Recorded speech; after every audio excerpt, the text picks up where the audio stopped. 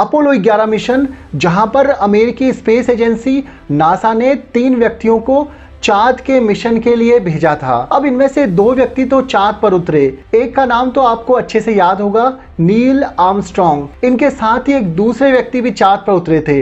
लेकिन इन 3 व्यक्तियों में उस तीसरे व्यक्ति की कहानी क्या थी जो चांद पर नहीं उतरा था। आज की वीडियो में यही बात करेंगे कि तीसरा व्यक्ति चांद पर क्यों नहीं उतरा। साल 1960 का दौर था जहां पर सोवियत संघ मतलब यूएसएसआर और अमेरिका के बीच में स्पेस मिशन के लिए होड़ लगी हुई थी और कहीं ना कहीं सोवियत संघ अमेरिका से आगे निकल चुका था। सोवियत संघ उस समय अंतरिक्ष में स्पुतनिक 2 भेज रहा था और अमेरिका अपोलो 11 मिशन की तैयारी कर रहा था। देखिए, स्पेस टेक्नोलॉजी में तरक्की की ये दौड़ दोनों ही देशों के बीच में स्पेस रेस के तौर पर जानी जाती है। अपोलो 11 की चांद पर लैंडिंग के बाद पहला कदम रखने वाले वैज्ञानिक का नाम था नील आर्मस्ट्रॉन्ग। अब यहाँ पे आपसे एक क्वेश्चन पूछता हूँ कि दूसरा कदम रखने वाले वैज्ञानिक का नाम क्या था। देखिए, नील आर्मस्ट्रॉन्ग ने पहला कदम रखा था तो ऑब्वियसली दूसरा कदम भी उन्होंने ही रखा होगा। देखिए, ये एक मजाक के लहजे में कहा जाता है। चांद पर उतरने वाले दूसरे वैज्ञानिक थे बज एल्ड्रिन और इनका काम भी बेहद जरूरी था। इन दोनों के अलावा एक और व्यक्ति इस मिशन के लिए गया था लेकिन चांद पर नहीं उतरा और वो तीसरा आदमी भी इन्हीं के साथ एक ही रॉकेट में बैठा था। लेकिन ऐसा क्या हुआ कि वो आदमी चांद पर नहीं उतरा और केवल नील आर्मस्ट्रॉन्ग और बज एल्ड्रिन ही चांद पर उतरे थे। 1960 के दशक में जो स्पेस रेस चल रही थी, इसमें यूएसएसआर अपने कई सारे रॉकेट्स पहले ही भेज चुका था जो अमेरिका के लिए चिंता पैदा कर रहा था और इसी के जवाब में अमेरिका ने चांद पर इंसानों को भेजने के लिए अपोलो 11 मिशन लॉन्च किया था। अब दिन आता है 16 जुलाई 1969 का। फ्लोरिडा के कैनेडी स्पेस सेंटर से एक रॉकेट उड़ान भरता है और ये रॉकेट था सैटर्न 5 जिस पर अमेरिका का अपोलो 11 मिशन सवार था। इसके साथ ही ये पहली बार होने वाला था जब इंसानों को चंद्रमा पर भेजा जा रहा था। इसके बाद 20 जुलाई 1969 को Neil Armstrong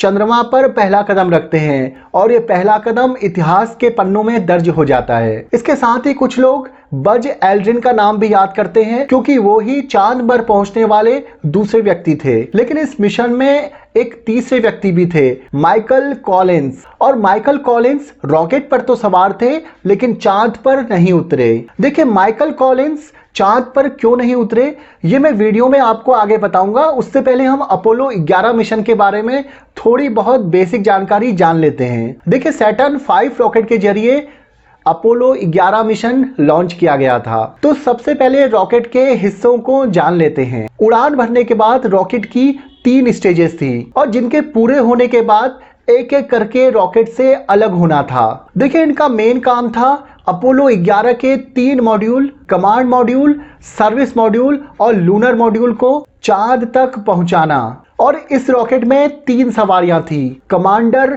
Neil Armstrong, lunar module pilot Buzz Aldrin और तीसरे थे command module pilot Michael Collins. Rocket launch होने के बाद तीनों स्टेजेस बिल्कुल सही से संपन्न हो जाती हैं और अब बारी थी अपोलो 11 के अलग होने की। और इस अपोलो 11 में 2 हिस्से थे।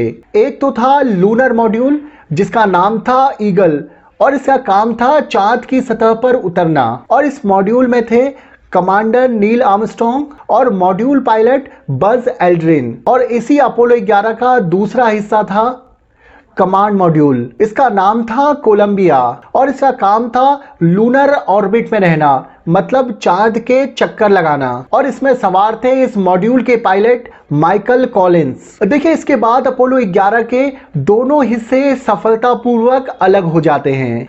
ईगल चांद की सतह की ओर बढ़ता है और कोलंबिया चांद के चक्कर लगाने लगता है। इसके साथ ही ईगल में बैठे हुए बज एल्ड्रिन और नील आर्मस्ट्रॉन्ग चंद्रमा पर उतरते हैं और कोलंबिया में बैठे हुए माइकल कॉलिंस अपने कमांड मॉड्यूल के साथ चंद्रमा के चक्कर काटते हैं। देखिए, जिस ईगल को लेकर बज एल्ड्रिन और नील आर्मस्ट्रॉन्ग चंद्रमा की सतह पर उतरे थे, उसमें इतनी क्षमता नहीं थी कि वो बिना कमांड मॉड्यूल के वापस आ सके, और इसी कमांड मॉड्यूल के पायलट के तौर पर काम था माइकल कॉलिंस का। मतलब माइकल कॉलिंस ही वे शख्स थे जिनके ऊपर जिम्मेदारी थी कि वे नील आर्मस्ट्रॉन्ग और बज एल्ड्रिन को सफलतापूर्वक धरती पर ले आते।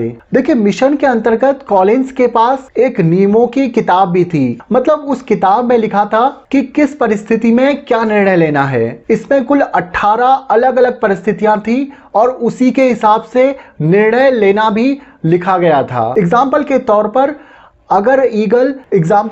पर अगर लूनर मॉड्यूल खराब हो जाता और नील आर्मस्ट्रॉन्ग और बज एल्ड्रिन चांद पर ही फंस जाते, तो माइकल कॉलिंस को क्या करना था। इस हालात में उन्हें दोनों को वहीं छोड़कर धरती पर वापस आ जाना था, क्योंकि उन दोनों को बचाने का कोई तरीका नहीं था। इसके साथ ही लूनर मॉड्यूल के चांद की सतह से वापस आकर कमांड मॉड्यूल से जुड़ने के नियम भी इसी किताब में लिखे गए थे। मतलब अगर लूनर मॉड्यूल चांद की सतह से उड़ने के बाद सही कक्षा में नहीं पहुंचता तो क्या होता, तब क्या किया जाता। ये सारी बातें इसी किताब में लिखी गई थी और ये सारी जिम्मेदारियां थी माइकल कॉलिंस के ऊपर, और इन्होंने इन सभी जिम्मेदारियों को बखूबी निभाया और ये तीनों व्यक्ति वापस धरती पर लौट पाए। इसके बाद जो हुआ वो मानव सभ्यता में इतिहास के पन्नों में हमेशा के लिए छप गया। चांद पर पहली बार इंसान ने कदम रखे और सकुशल वापस भी आया, और इस पूरे मिशन की सबसे अहम जिम्मेदारी थी माइकल कॉलिंस के कंधों पर। ये वही तीसरे व्यक्ति थे जिनका नाम आप में से बहुत सारे लोगों ने कभी जाना ही नहीं। आज की वीडियो में इतना ही। आपको आज की वीडियो कैसी लगी मुझे कमेंट बॉक्स में जरूर बताइए। ऐसे ही वीडियोस को देखते रहने के लिए चैनल को लाइक, शेयर और सब्सक्राइब जरूर कीजिए। मिलता हूं आपसे नेक्स्ट वीडियो में, तब तक अपना ख्याल रखिए। धन्यवाद।